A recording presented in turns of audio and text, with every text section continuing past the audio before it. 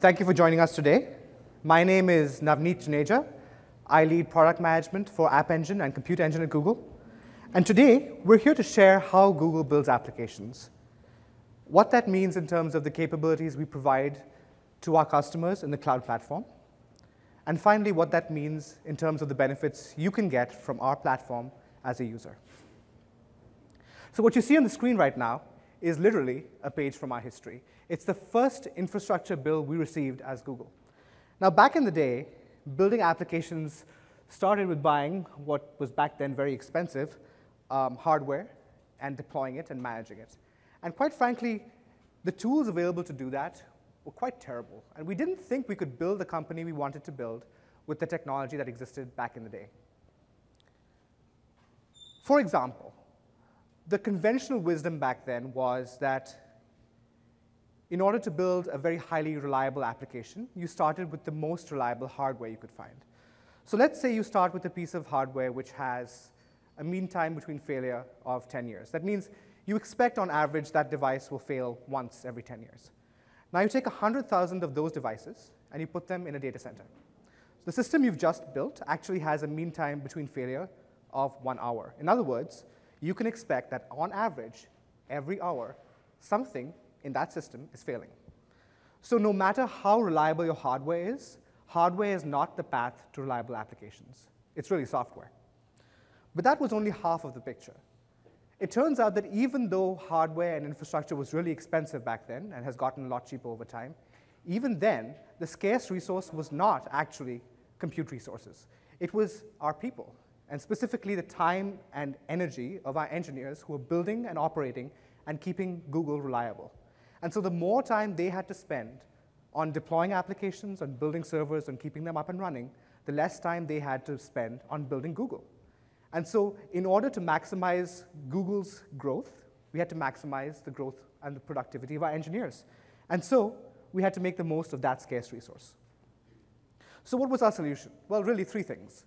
The first thing was, instead of reacting to failure, we knew we had to plan for failure. We knew we had to expect that things would fail, and we had to build systems that could handle failure transparently.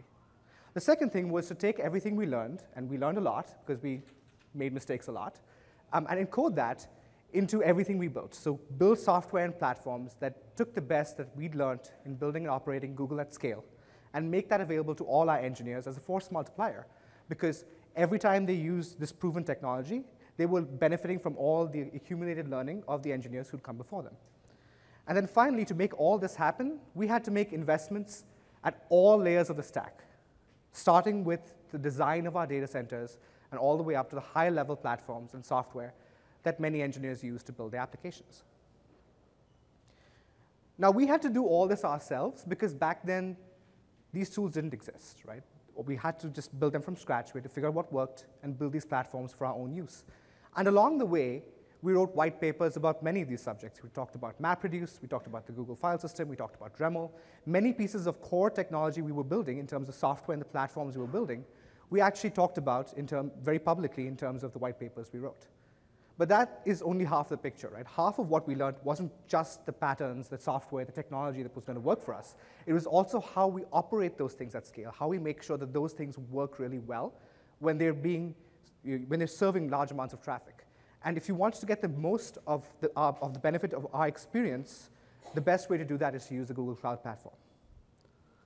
So to talk more about specifically what we learned, some of the patterns we think work really well, and how we really build applications at Google, I'd like to invite Joe Beda, one of our architects at the Cloud Platform. Joe?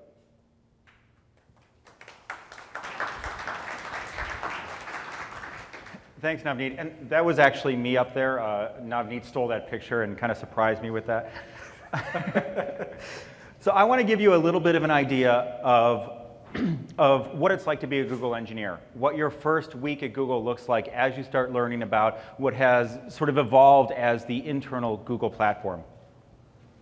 And one of the things to realize here is that the Google Cloud Platform really is the internal Google Cloud Platform. We're exposing the exact same tools that we use internally to you to use. And we're continuing to expose more and more of those tools. So you're going to see more coming from the Cloud Platform in the months to come.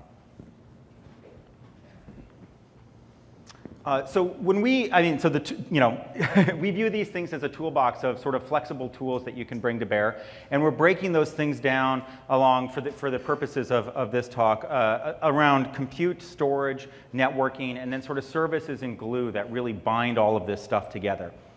And one of the things to keep in mind is that you can use these tools in these building blocks in a whole bunch of different ways. So you can use them in well-understood patterns, like we do at Google, things like MapReduce, or the way that we'll build a tree of services to actually do a query, where you start at a root and it distributes the query, collects the results, and then distills that back up. Very common architectural pattern at Google.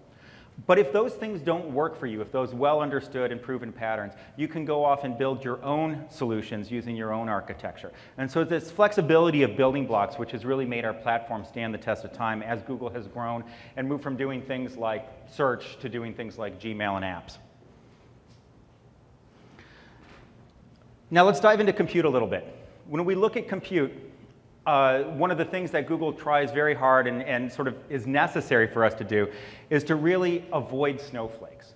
And so the idea of a snowflake is you want to deploy a service, so you get a server, you log in, you install some stuff, you install your application, you're done, woohoo, invoice your customer, you're done, right? But now let's say that you have to do 100 of those, or now let's say that it's a big application, you need to scale that thing out. Well, that's where things get complicated. And if you do that all by hand, you'll find, oh, server number 2 is always a little bit flaky. Let me go in and fix that guy. So that's a snowflake. That's a unique server that has its own unique problems that you have to deal with. We've built a ton of tools and techniques to be able to manage things at scale, automation, so that we actually avoid this situation where you have these special cases. And this applies not only at the infrastructure level, at making sure that the individual servers are managed and as identical as we can make them, but also works up the stack in terms of the software that we're deploying onto these things and at the application level. So concretely, what does this mean? Well, it breaks down to two things. So the first is declarative management. The idea here is that you tell the system what you want, and then you let the system take care of that for you. And when you deploy an app-to-app engine, that's exactly what you're getting. So that's an embodiment of that technique. This builds on top of this idea of idempotency, which means that if you do the same thing over and over again, you get the same result, and you're actually not moving the system forward. It's a key principle for being able to deal with failures, because if something fails, well, you just try it again, and then things will work. Or you won't make the system any worse, at least. And then building on top of this, you have reproducible deployment. So this is the idea that if you're deploying an application into your infrastructure, you want to make sure that you can repeat that again and again and again. And this is important because if, not only for your production systems, but also when you look at your test, dev, staging, however you want to actually call your pre-production systems, you want to make sure that those mirror your production systems as closely as possible. One of the hard-won lessons, if you've done this stuff over time, is that any issue or any place where your production infrastructure and your dev and test infrastructure differs, eventually you're going to find a bug there. So the closer you can make those things, the more you can protect yourself from having issues make their way out into production. So moving from compute to networking, Google has made enormous investments in networking. And we've done it both at the cluster level, how one machine in one data center, in a data center talks to another machine in that same data center, but also across the world. In terms of wide area networking, how one machine on one side of the world talks to another machine on the other side of the world, or how your phone or your laptop talks to Google's server. And speaking specifically about that wide area network, we've done a lot of really interesting work about managing the quality of service across our worldwide network. A little while ago, Urs presented a paper at a conference describing this system called B4, that's B as in boy. It's a global software-defined WAN, and it's built on top of this technology called OpenFlow that we've pioneered, and we have the largest implementation of it. So we're really pioneers in this way in terms of doing software-defined networking. The last piece of the networking puzzle is high-capacity load balancing. And we look at this from, how do you actually, when something hits a data center, how do you actually disperse that traffic to the right servers in that particular data center, to how do you actually make sure that it gets to the right data center if you have a lot of them around the world, and how do you actually manage capacity and actually overflow from one place to another. And a great example of this is the 1 million QPS test that we ran and wrote a blog post about. I think that was mentioned in the keynote. So if you want to learn more about that, I highly recommend you read that blog post. So moving from networking to storage, at Google, pretty much all of our storage is done over the network, and we've built our networks to be able to handle that load. And this really achieves two things. So the first thing that this achieves is it gives us the opportunity to implement reliable, durable systems. Once you have that interface where you're actually getting an API between you and your storage system, you have the opportunity to build distributed, reliable, durable systems there. Great examples of this are at the blob storage level. So our product, Google Cloud Storage, is built on top of Colossus, which is the successor for GFS, which again, we have another paper out there for that if you want to read about how GFS works. But having that distance over the network gives us the opportunity to actually be smart about replication, about directing you to the most performant replica when you're doing a read, things like that. And we use that same technology both in our virtual VM block solution, so this is persistent disk as part of GCE, to Google Cloud Storage, to our structured storage and analytics systems, including Google Cloud Datastore, Google Cloud SQL, and our analytics systems like BigQuery. Back on that slide. So one of the other things I wanted to mention is because of this networking, we can actually integrate not just with Google systems, but with other systems. So there's also another great blog post detailing running Hadoop, accessing Google Cloud Storage directly using the Hadoop adapter for Google Cloud Storage. Okay, so now services and glue, bringing all this stuff together. So the first thing I want to talk about here is common data formats and API mechanisms. And so with common data formats, we use pretty much universally internally this system called protocol buffers. This is a way to actually encode, persist, and read back data in a way that's tolerant to versioning and changes and moving this stuff forward. We use this pretty much, anytime you write something to disk, anytime one server connects to another, we use protobufs inside of Google. Configuration files, protobufs. You name it, protobufs. Now there are, we've open sourced this, so this is available on code.google.com. You can use this stuff directly if you want to, but there's also a whole set of similar systems out there that give you a lot of the same advantages that you should check out. And then we have API mechanisms. How do you actually expose services so that one part of your infrastructure can talk to another part of the infrastructure? And an interesting thing there is that we built a set of API middleware that we use internally to expose all of our applications. Things like the GCE API, for example. But we also make this available to you through this product called Google Cloud Endpoints. And so you can benefit from the same rate limiting and, client libraries and all the services that we've built, that infrastructure for our APIs. You can leverage those for your APIs as well. Monitoring and alerting. If you don't monitor what's going on with your application, you don't know when things are broken. And Google has enormous investments around monitoring and alerting, and we're working hard to bring some of that to you. I think you've seen some of this today with the integrated logging, another sort of piece of this puzzle, but there's a lot more to come there. Configuration brings back to that declarative management, but you really need to take a holistic view of configuration, not only configuring which resources you're running, but also what's happening inside of those resources. And so a piece of the puzzle here is things like we're going to talk about later with managed VMs and deployment manager, but you can also leverage open systems like Puppet Chef or SaltStack to manage what's going on inside of a virtual machine. And then finally, there's automated build, testing, and lifecycle management. This is making sure that you know what you're building, you know that it's well tested, and you know that it's actually deployed when and how you want it to be deployed. There's a lot more detail with that in the session that was co-scheduled with this one that's going on in the other room, so I recommend that you check out the video once it's posted on the Cloud Platform Live site. So bringing all this stuff together, I want to talk about a couple of systems that are uniquely Google.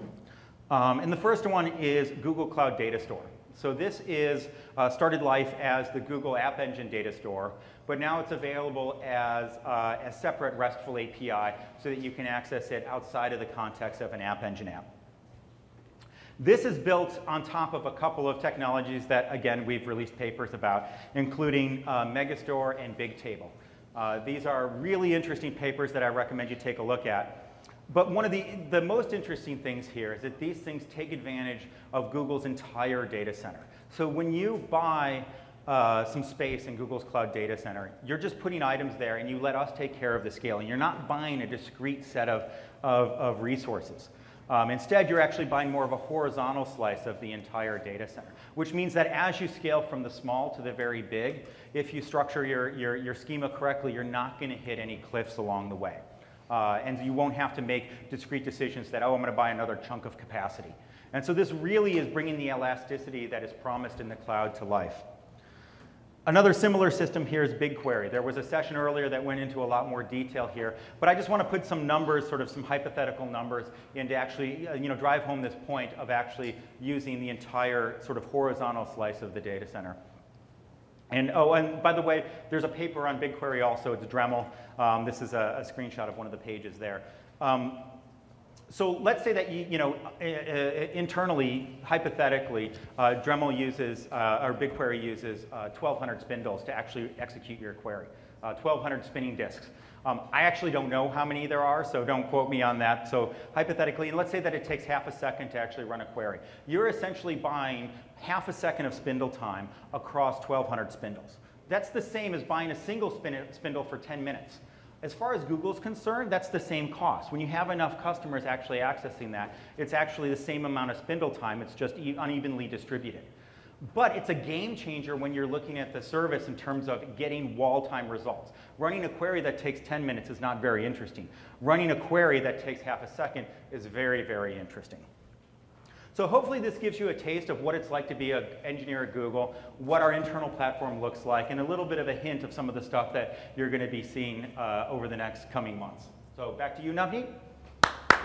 Thanks, Joe. Thanks, Joe. So if you've been watching us over the past few months, you've seen several of these pieces in action in the cloud platform. We've talked about, for example, how our internal Dremel system is BigQuery that you have access to. But I wanted to just spend a few minutes recapping some of the more interesting highlights of the capabilities we've launched recently. So Compute Engine went GA in December, and we launched several enhancements. How many of you were here at the keynote? So, OK, good number of you. So if you were there, and if you weren't, I'd encourage you to watch the video later. We did a demonstration of this technology, which we call transparent maintenance. Let me go into a bit more background about transparent maintenance. So it turns out that the best way to keep any system functioning, frankly, not just computing systems, is preventive maintenance. You want to make sure that all the components of the system are functioning as well as possible. Transferring that over into the compute plane, you want to make sure that, for example, your data center power infrastructure works well. You want to make sure that your hardware is maintained properly.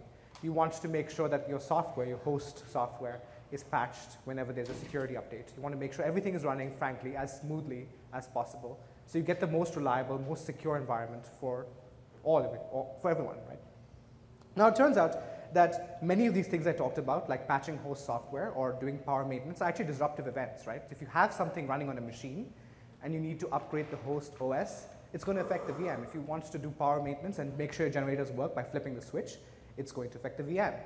So you could have a choice. I mean, that's one way to go about it. You could have a choice between delaying those maintenances and hoping that things don't go wrong, and so having sort of fewer disruptions to running VMs. Or you could potentially go the other way and just say, we're going to do preventive maintenance, which means you will have planned downtime, and that's just how things work.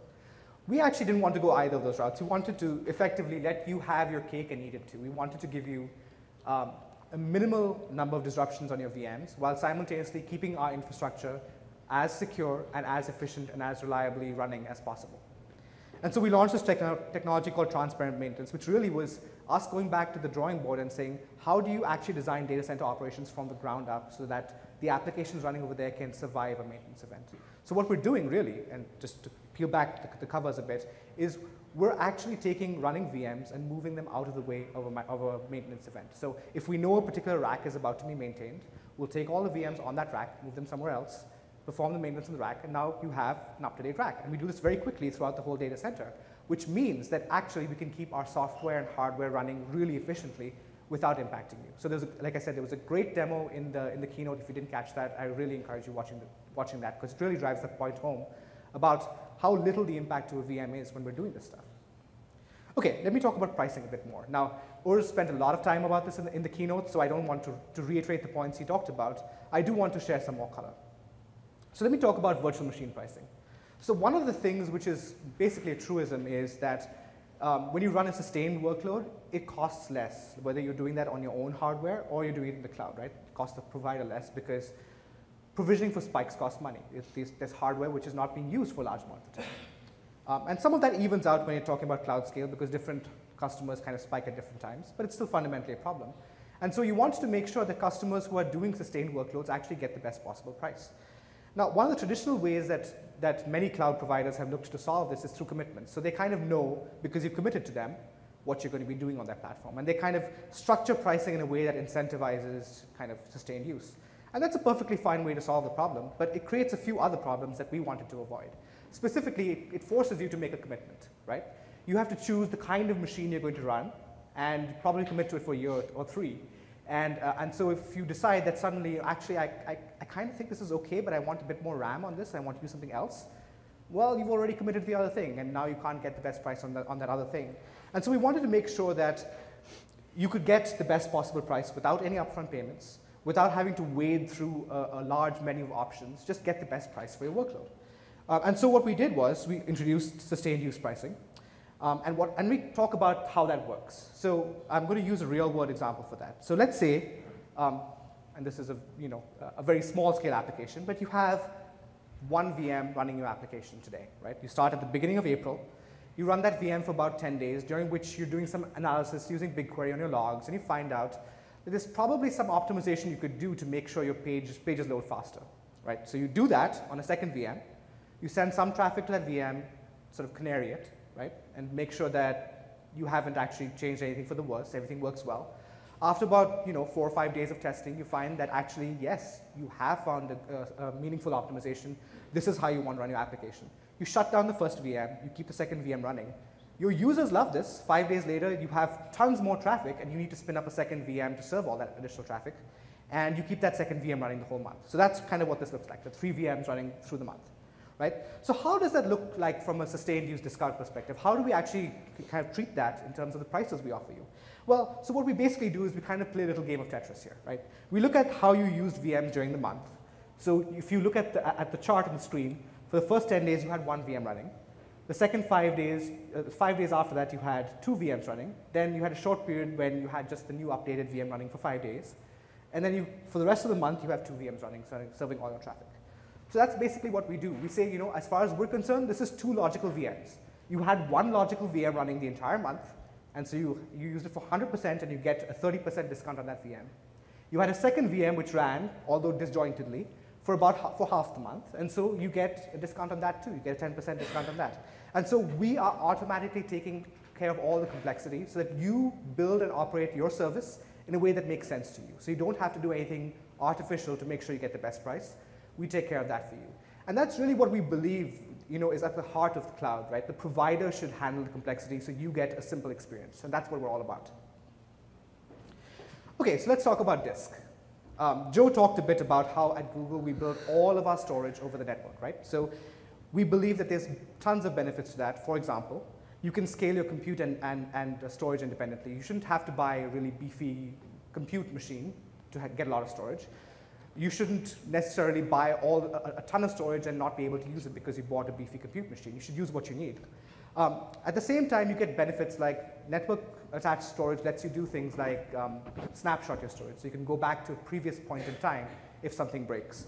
Or you can basically look at tuning how you move your storage from one VM to another. So let's say you have a SQL database, it's running on a 2-core machine, you want to run a 4-core machine, shut down the 2-core machine, spin up the same disk on a 4-core machine, you're good to go, right? So it makes your operation a lot simpler, it makes everything more reliable, more easy to run and administer.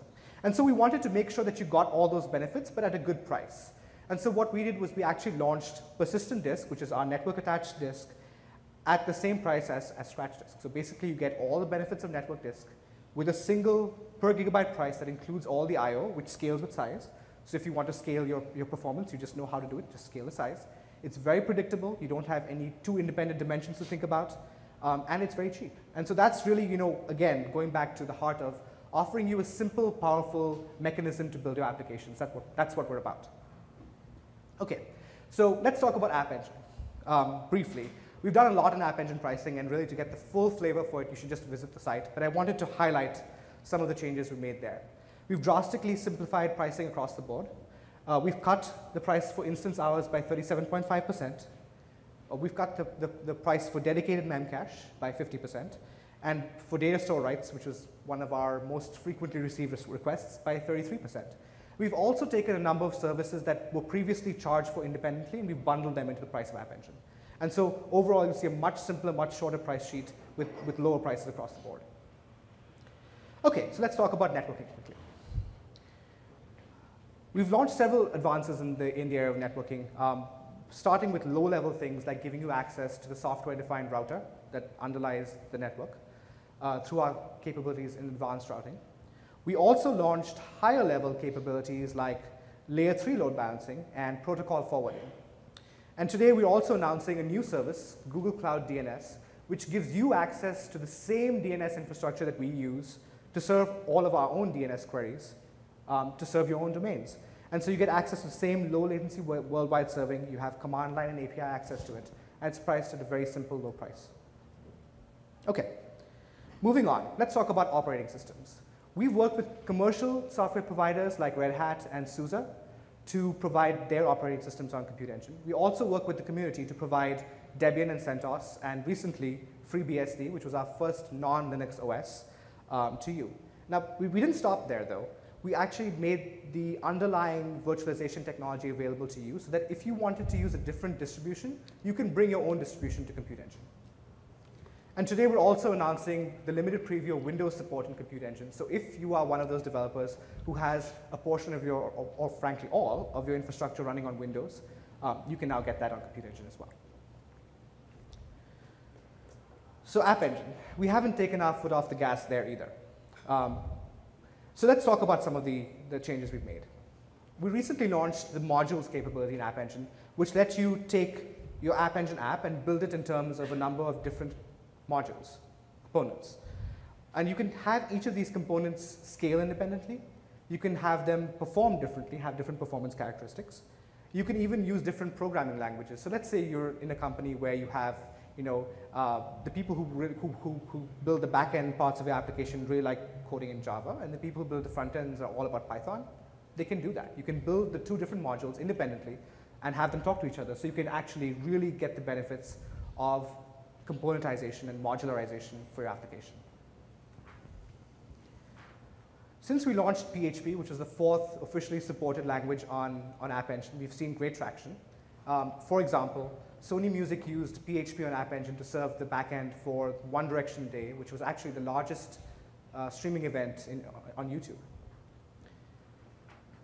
Memcache is something a lot of developers use to build scalability and performance and acceleration into their applications. And one of the things AppEngine has offered for a while is access to a shared memcache pool where you can actually get all those benefits without having to do any advanced planning. So you just show up and use the memcache API and you have memcache. But it turns out that for some specific applications, you actually benefit from the ability to do some of that planning and get a dedicated pool so you can control the performance parameters for your application. And so for those developers, we launched dedicated memcache, which as of today is now 6 cents per gigabyte per hour. And we've seen great traction there too. We now have over 10 terabytes of dedicated memcache being served to our developers. Now again, we showed you a demo of this in the keynote today, Git push to deploy. But I wanted to kind of talk about the philosophy behind it. So really, we believe that using tools that you're familiar with and being able to integrate those tightly with the platform gives you much faster innovation cycles. It makes it much easier to build your applications on the platform.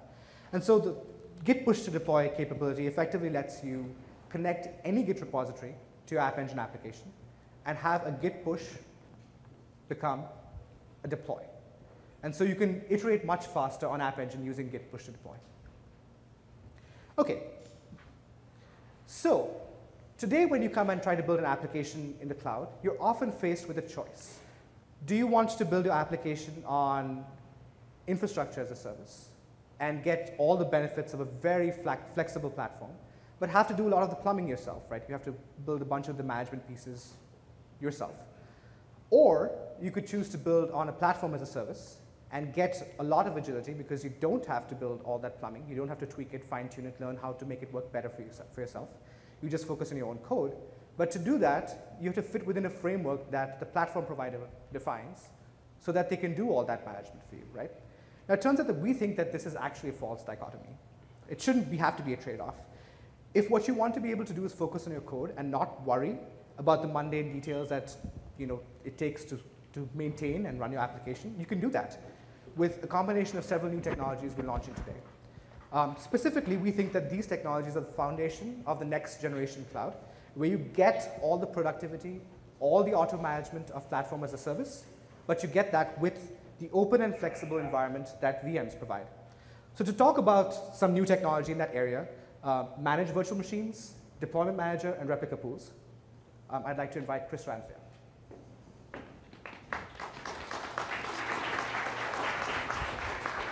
Thanks, Navneet. As Navin mentioned, I'm a product manager for the Google Cloud Platform. I was up with the keynote demoing managed VMs today. And so what I want to talk about is that technology plus two others that we believe will not only end this false dichotomy where you have to select as a customer, as a developer between platform as a service or infrastructure as a service, but also how we're going to enhance developer productivity when building cloud-based applications. So first of all, how many AppEngine developers do we have in the crowd right now? Okay, all right. How many of you are actually building on virtual machines as well, be it Amazon or Azure or GC? Okay, we've got a good blend. This is great. This is great. Okay, so let me jump right in. One of the first technologies that we had alluded to in the keynote today is managed VMs. With managed VMs, you get the control and the power and flexibility of compute engine VMs mixed with and combined with the proven auto management capabilities of AppEngine.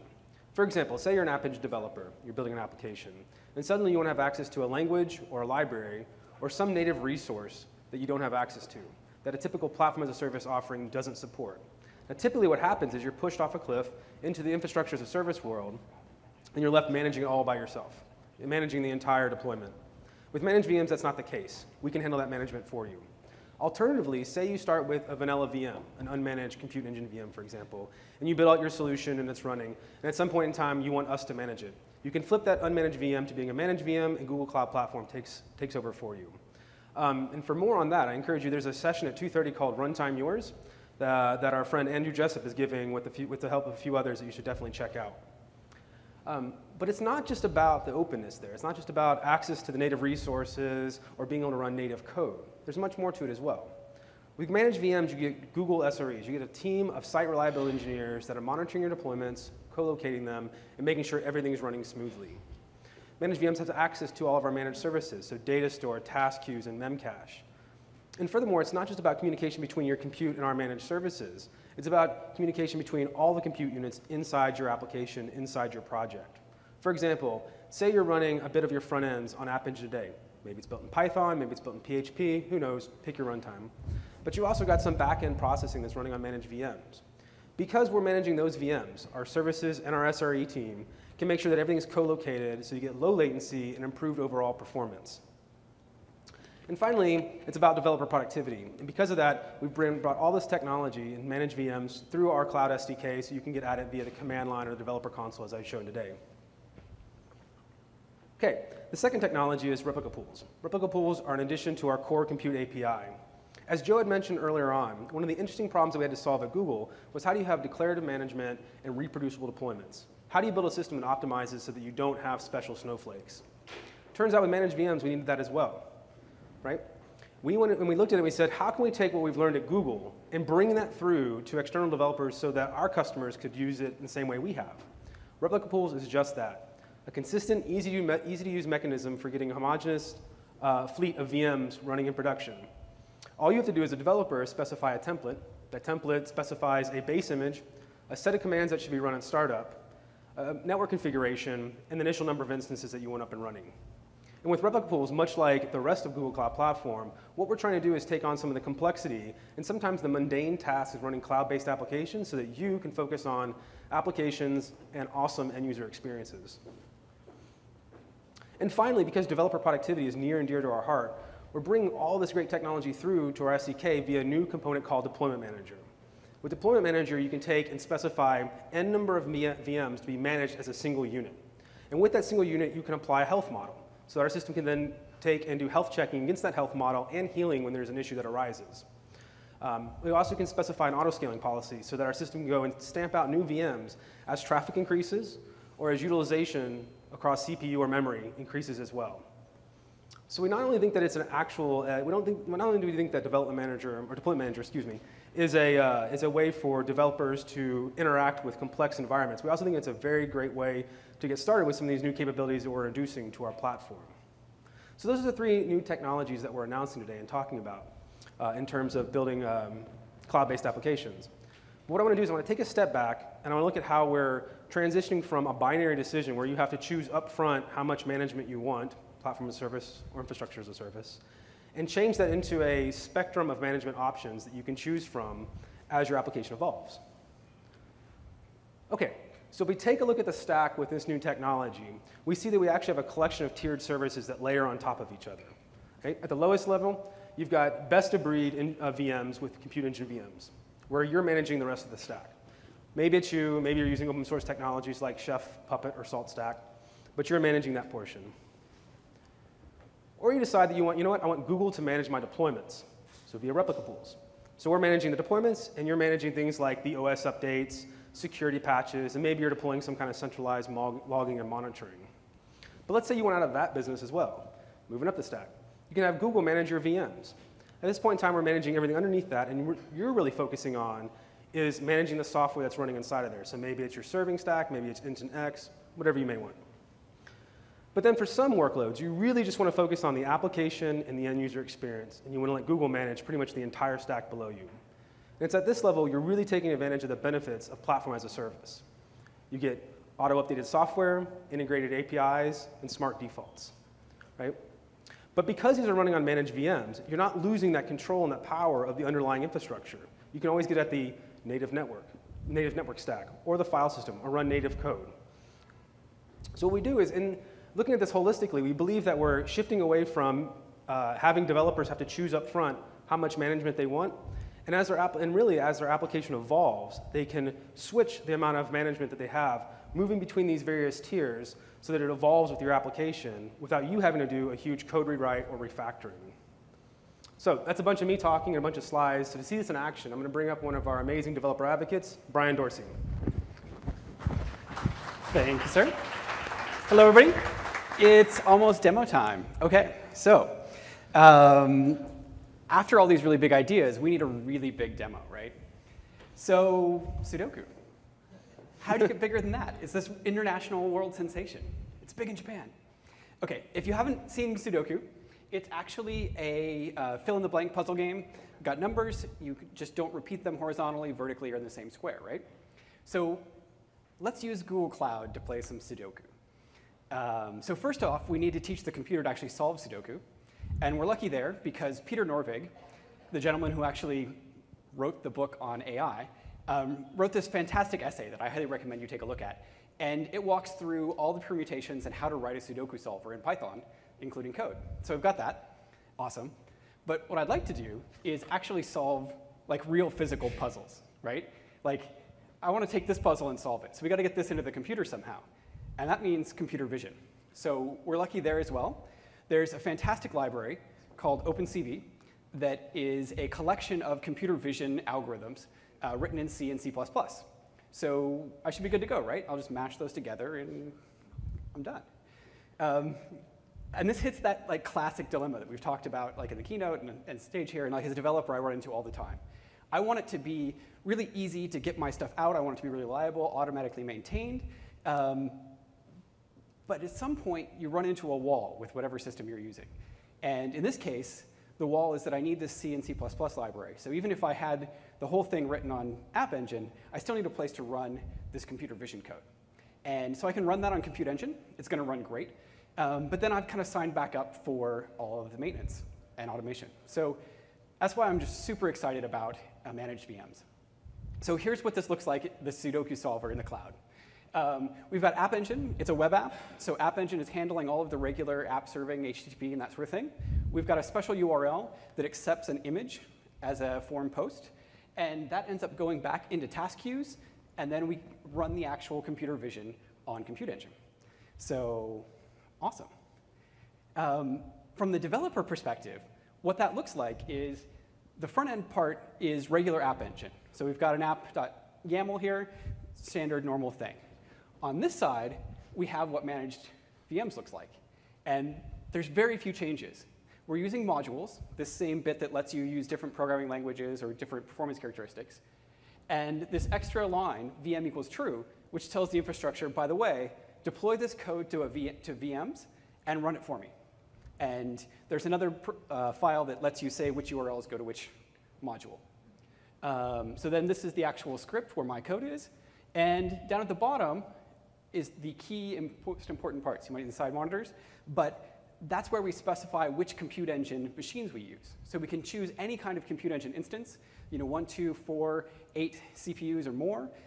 You can say, I need a high CPU or high memory to do this workload. And at the bottom, you can actually just say, you list your dependencies as apt-get install lines. So in this case, I want to have the Python bindings for OpenCV and everything it needs. And I just put one line there, Python OpenCV, and it brings in like the 30+ shared libraries and everything it needs. So, OK. And then it's deployment time. So you've got one command, and that deploys your whole app to a given version. You've got all the AppEngine goodness where you can say, OK, this version's good enough. Let's make that the production one. And let's go to the slides. Or sorry, let's go to the demo. OK. So on demo, and here we've got a web app. This is a real web app. This is our Sudoku solver. I've got a webcam hooked up. Hello, everyone. And right here, if we pull the cord out of the way, we will try to get an actual image that we're going to try to solve. So we've got this image, and it's saved there. And when I hit solve here, it's going to send that off to AppEngine, goes through this architecture that we talked about, hits the task queue, hits the compute engine, saves it in cloud storage, and goes online. So moment of truth, we hit the button, send it on out, and solved.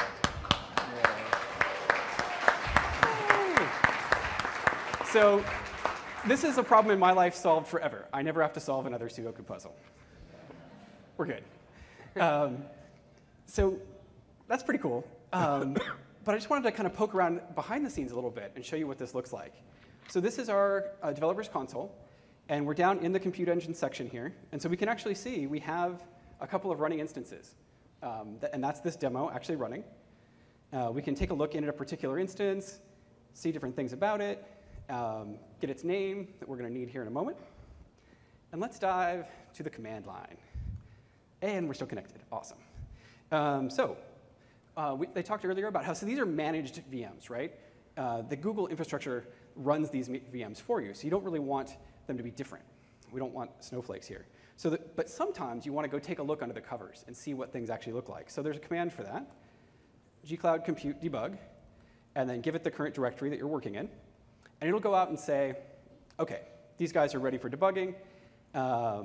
And we can SSH into this instance that we got there, connects off, and just to prove it, look at that. We're in this instance, and it's ready to go.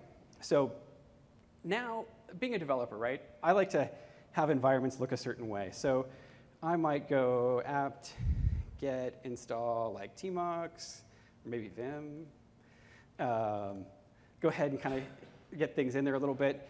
It's also a real virtual machine with all, and a Google Cloud Compute Engine virtual machine with all of our security set up the way it works, easy for you. So I can use gsutil and pull a file down from cloud storage that contains my tmux config. Because I like things this way, and I have to type the command correctly, software. I bring that down, run tmux. I'm all in, ready to do some So I'm looking around this machine. OK, so let's, first off, we'll go into var log AppEngine. You can look around there. We can use Vim and go and take a look at the request log, see a bunch of health checks coming through. That looks pretty OK.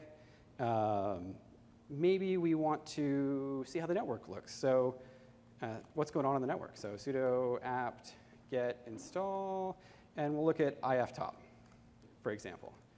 Bring that down, kind of run, I need to be root to do that. Run iftop, kind of see how things are going in the back end. You can see a little bit of activity there, but nothing unusual. I keep debugging, and I run top, and we'll just assume that I look through here and notice it's really my code, as it usually is, eating all the CPU. So I'm going to go back and like fix my code, and that pretty much wraps this up. Wait, you just created a snowflake. You installed a bunch of stuff on a machine, and like that might break something. Oh, I did. But I think this will be OK. I didn't do that much. Like, that's how this happens. That's how you get yourself in trouble. OK, point taken. I've made that mistake before. So how do we fix this? Basically, here's this instance we have again. And so I can go down to the bottom and just click delete and really delete this and trust that the managed VMs infrastructure will start up new ones to run the right number of instances. So it's all good to go. So back to the slides. And so here is what that looked like. So we take things in. AppEngine handles all of the main web requests. So this is regular AppEngine auto-scaling, scaling up to all the things you've seen before. We've created a buffer in task queues so that if we get a sudden load spike and then it goes right back down, we can kind of have a few more things there. And then we're using application-specific scaling on the Sudoku solver side of things. And what that looks like in code, it's really easy. I basically just make one call and say I want this many instances running. So what I can do is I can watch the stats on that task queue, for example, and say, oh, it's gotten behind.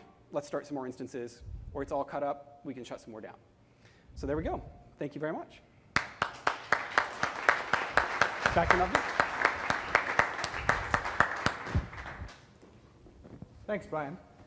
So let me just quickly wrap this up. What did we learn today? So Joe talked about how we build applications at Google.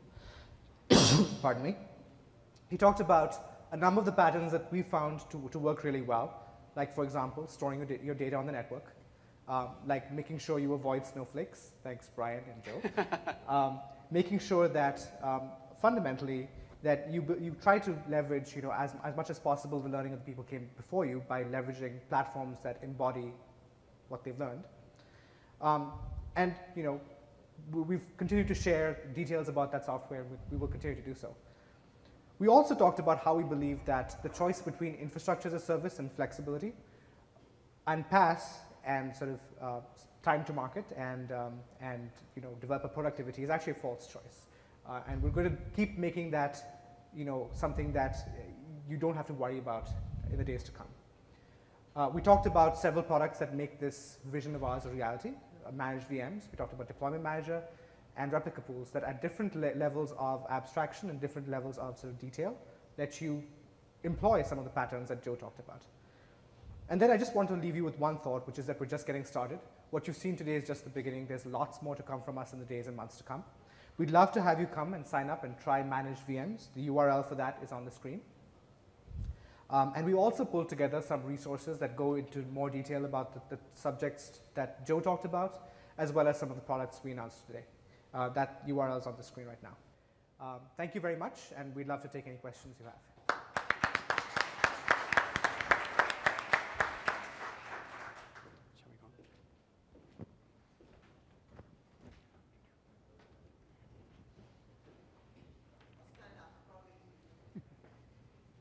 Down here. So you've talked a lot about VMs. Nobody said a word about containers.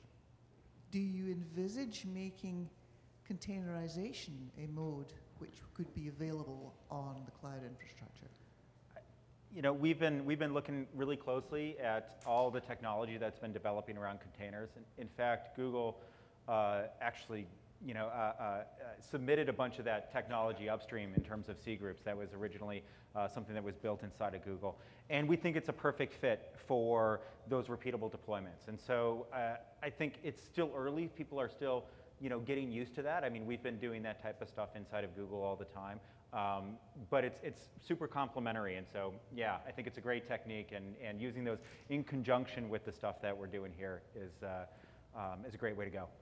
And I had mentioned this when I was speaking that there's a session called Runtime Yours that's scheduled at 2:30 where we talk a little bit about some of these technologies we've been looking at and how they might work with our platform. So I encourage you, if you're interested, to go check it out. Others? Good. You listed several different levels of management for VMs. Is the pricing per hour the same on all those? Yes, it is. Thank you. So there's a couple questions up front here. Yeah. We got two up here. Yeah.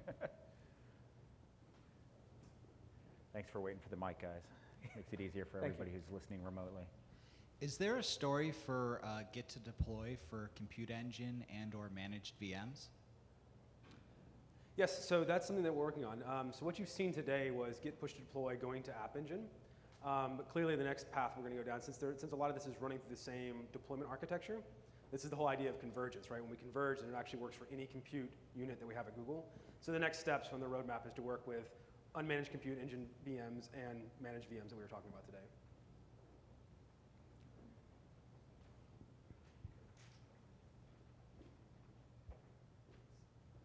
Yeah, just a quick question about the endpoints, the RESTful API. Is that only at the AppEngine level, or does the VM also include that? It was a little bit unclear.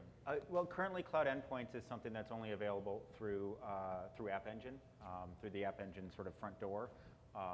But that's the type of thing that we'd be looking at expanding.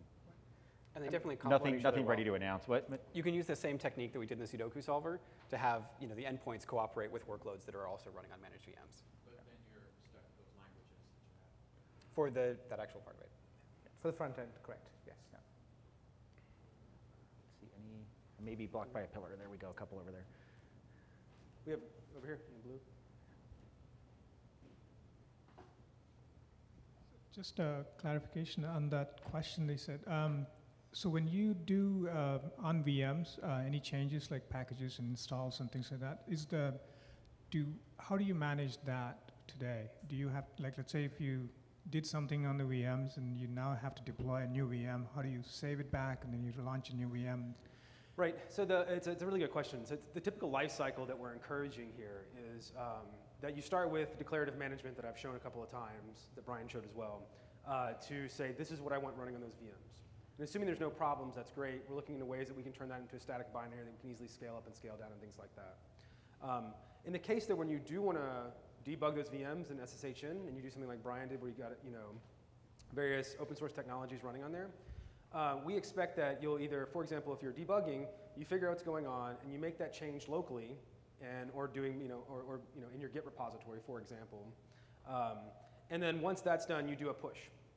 And because these managed VMs are funneling through the same deployment architecture that AppEngine has, you get things like versioning out of the box, rolling deployments, the ability to canary traffic, shift it, do a slow rollout, and things like that. But the idea is that you go into those machines, you figure out what's going on, you figure there's a problem with one of them, and say one of a fleet of just say 10 or 20, whatever it may be.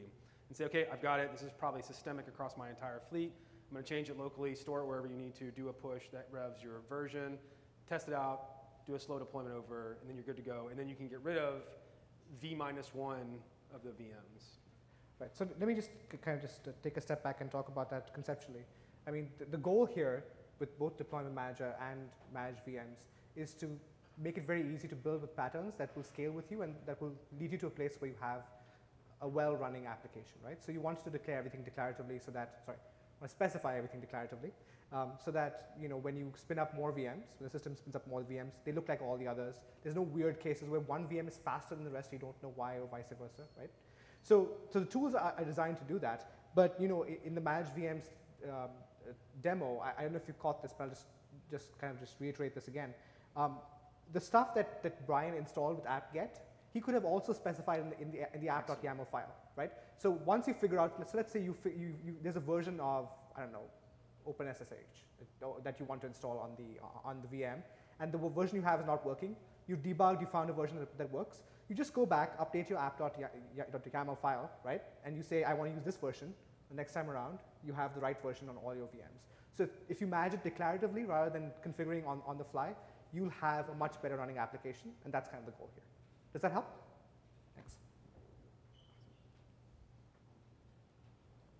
I was wondering if you could talk a little bit about dependency version management. Like if the Python OpenCV library were to have a new version, it seems like you'd be creating snowflakes if one of them gets rebooted and gets the new version of the library versus the other VMs. And maybe it breaks some dependency tree that you have that some library call that you make, and so only that instance is broken. I'm wondering if you can talk about that a little bit. So in that case, though, you would actually be installing the version of OpenCV. So you would say, I want to have OpenCV, and you could pass in, I want to have OpenCV 3.1 or 3.2 or 3.3. So you can pass in a version number, pin it. Okay. But then there's actually another good point. Actually, I don't know if you meant this, but I'm going to kind of tease it out of there. That, again, because you're running on the deployment infrastructure that we have, and you can do things like versioning very easily, you can say, you know what, I want to test out version 3.2 or 3.x of OpenCV. And I want to do that with a new version that's not my default version, right? So all my live traffic here is running back to what I know is good. I want to canary a new one. I'll do some QA, do some integration testing. Things look good. Flip the bit, and now you've got all of your traffic running to the new updated OpenCV or insert open source technology there. Yeah, and I just want one more fine point on that. I mean, this is when leveraging something like the container technology that was mentioned earlier can really come into play, because now you have essentially an artifact, which is that container image that really encapsulates everything about your application that you're interested in. And so those things work really well together in terms of trying to actually specify all the versions down to the umpteenth degree that you're actually working with. We have a question in the back there? While he's making his way back, I want to highlight another fine point there too, that while you can specify the technology you want to run on these managed VMs, you can also take advantage of AppEngine's managed runtimes. So Java, Python, PHP, et cetera, et cetera. And in that case, we actually will do the updating for you, right? So if we realize that there's a security patch that we need to update for that runtime, we can do it for you, just like we've done in the past. So I don't know if everybody knows, but if you're a Java developer on AppEngine, back over this last summer, we did an update from Java 6 to Java 7 on the behalf of developers. We upgraded millions of applications in situ, like in real time. And we did that because we could actually do a clone of it, do some canarying, run some tests, run some anonymized traffic back at those things to make sure everything was working. And then when we felt comfortable, roll that deployment out. And we're going to make that available as well within managed VMs. So this is a quick follow-up to the question about version packages. What's the default behavior if you don't specify a version? Are they upgraded, and are some machines, some VMs? So we don't do anything special there. It's like it's the same. It's whatever the repository that you're fetching the libraries from, however it behaves. So it's probably going to get the latest in that case. So as new VMs are spun up, they may have newer versions, so you'll have differences. So for full circle, we should update the demo to include the version. Yes. Yeah.